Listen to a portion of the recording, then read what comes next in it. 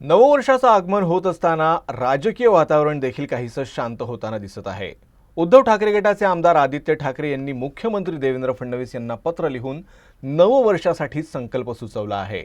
सर्व राजकीय पक्ष आणि सामाजिक संघटनांनी आपल्या शहरांमध्ये राजकीय होर्डिंग लावण्याचं टाळावं असं निवेदन त्यांनी पत्राद्वारे मुख्यमंत्र्यांना केलंय।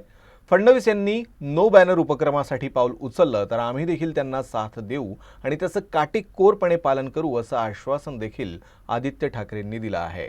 निवडणुका असो किंवा नसो, राजकीय नेत्यांचे बॅनर्स गावागावात चौकाचौकात आणि गल्लोगल्ली झळकल्याचं नेहमीच पाहायला मिळतं।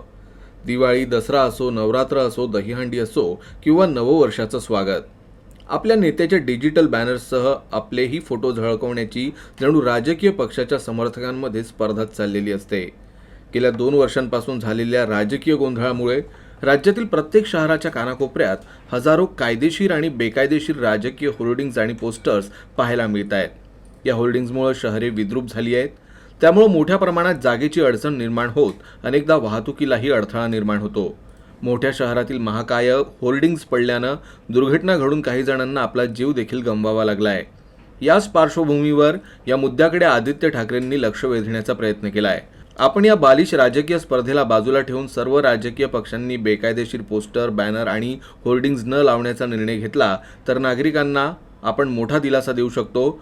आपली शहरे स्वच्छ दिसतीलच, शिवाय आपल्या कार्यकर्त्यांनाही अशा खर्चातून दिलासा मिळेल। जगात कुठेही असे राजकीय पोस्टर लावले जात नाहीत।